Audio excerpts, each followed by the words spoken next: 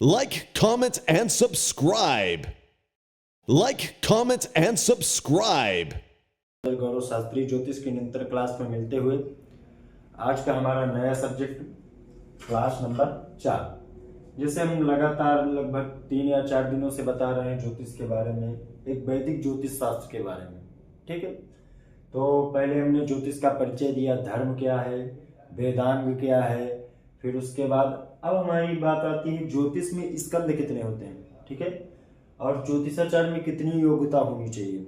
चलिए किसी वार्तालाप के वीडियो की ओर आगे बढ़ते हैं। ठीक है, तो पहला हमारा क्वेश्चन हो गया, ज्योतिष शास्त्र में स्कंद कितने प्रकार के होते हैं।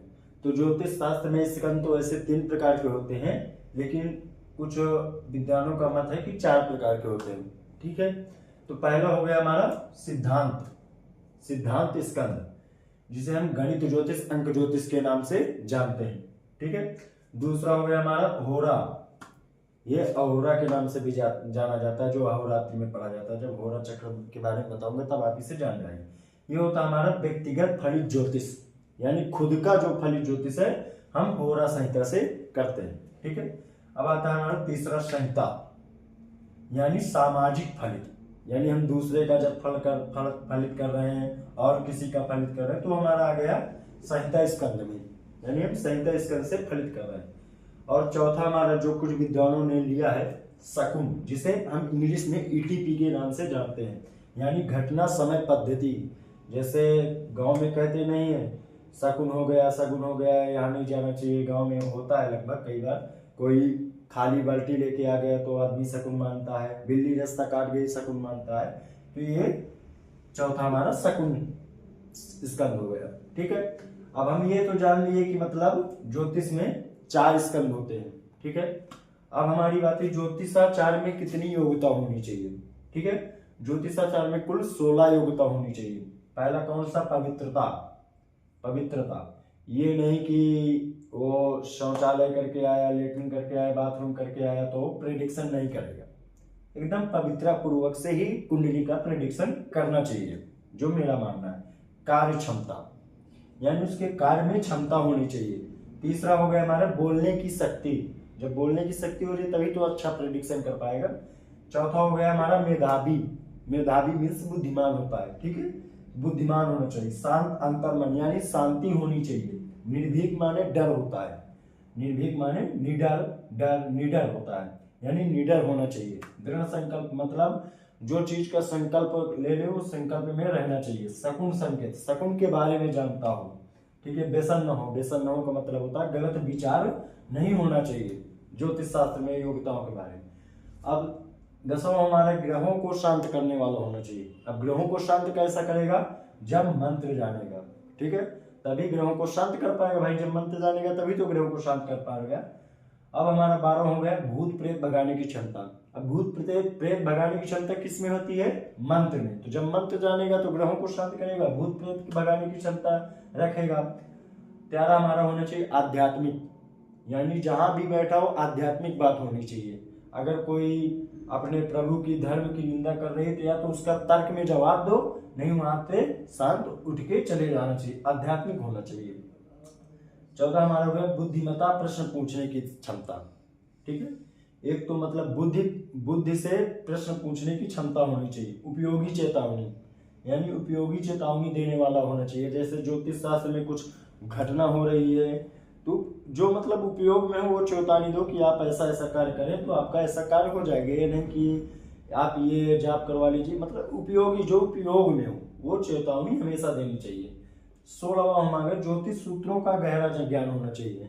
मतलब ये नहीं कि 1-2 सूत्र जान के कि हम भाव देख लिए, राशि देख लिए, ये भाव त्रिकोण का है, ये भाव ऐसा, ये भाव बुरा है, ये छठा आठवां ऐसा, तो ऐसा नहीं होना चाहिए। ज्योतिष सूत्रों का मतलब पूरा का नॉलेज होना चाहिए, ज्ञानों का होना चाहिए। अगर इसमें से आपके 5-6 भी लक्षण ही योग्यता है तो आप ज्योतिषाचार्य बन सकते हैं। ठीक है, तो मैंने जैसे बताया ज्योतिष शास्त्र में स्कंद, तो ज्योतिष शास्त्र में स्कंद दोबारा रिपीट करवा दी। ज्योतिष शास्त्र में स्कंद 4 प्रकार के होते हैं। ठीक है, आप पेन, कागज, नोटबुक एक तैयार करते जाइए, उसमें सब ये लिखते जाइए। आप ये सब प्रमाणित पढ़ा रहा हूँ मैं, कोई मतलब देखा सुखा नहीं। आप कहीं भी गूगल में, कॉपी में भी से पा जाएंगे, ठीक है। मैं प्रमाणित पढ़ा रहा हूँ। सिद्धांत, सिद्धांत यानी गणित ज्योतिष, जो अंक ज्योतिष होती है। जैसे कोई जातक आया नहीं, अब उसकी कुंडली हमें नहीं पता है, तो उसके नाम से, नाम की गणना करके अंक ज्योतिष हो गया, ये अंक ज्योतिष है, ठीक है।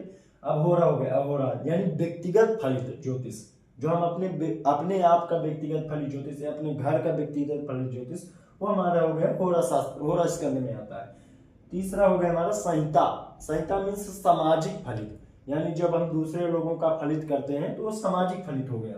शकुन, ईटीपी यानी घटना समय पद्धति, ये शकुन संकेत होता है। अब जैसे हम कहीं बैठे हैं होटल में या कहीं, अब हमारे पास कोई कार्य, उसी समय फोन आ गया, भैया मैं ये इस चीज में, केस में फंसा हूँ, ये ऐसा ऐसा हो। अगर मान लो संजोग से, प्रभु इच्छा से आपके पास भोजन की थाली आ गई उसी समय परोस के, तो यानी वो घटना समय पद्धति के अनुसार से आपको प्रभु मतलब ईश्वर ज्योतिषी इस संकेत दे रहा है कि उसका कार्य निर्भीक पूर्वक निडर होकर हो जाएगा, वो निकल जाएगा। तो ये होता है हमारा शकुन संकेत, ठीक है।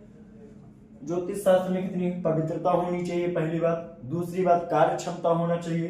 तीसरी बात, बोलने की शक्ति होनी चाहिए। चौथी बात, मेधावी बुद्धिमान होना चाहिए। शांत अंतर्मन मतलब शांति से प्रेडिक्शन करने वाला होना चाहिए। निर्भीक यानी निडर होना चाहिए।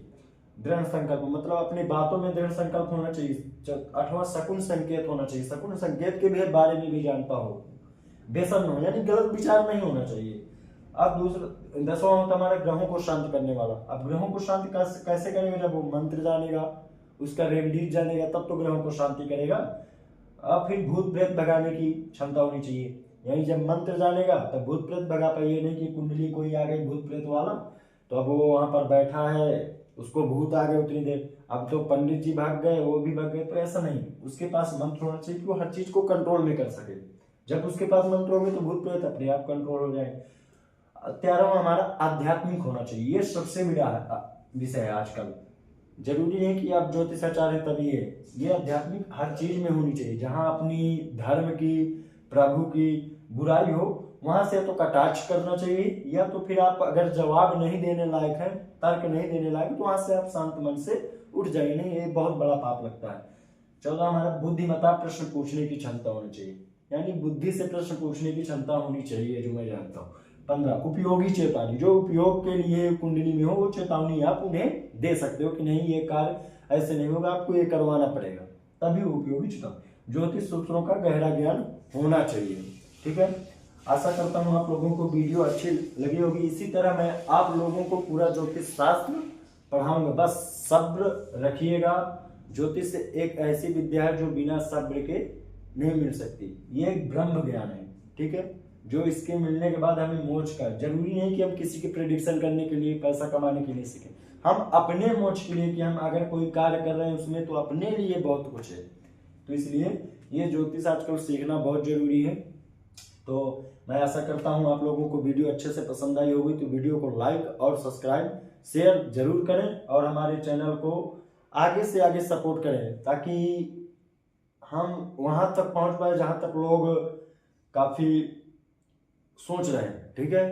मैं लगभग पहले भी चैनल बनाया था, मेरा हैक होने की वजह से मेरा चैनल सस्पेंड हो गया, उसने वीडियो डाल दिया था कॉपी करके, तो उससे सस्पेंड हो गया, लेकिन फिर भी कोई दिक्कत नहीं है। हमें क्या है, संघर्ष करना चाहिए जिंदगी में, हर संघर्ष के पीछे इंसान की जीत होती है, कभी नहीं भूलना चाहिए। धन्यवाद दोस्तों।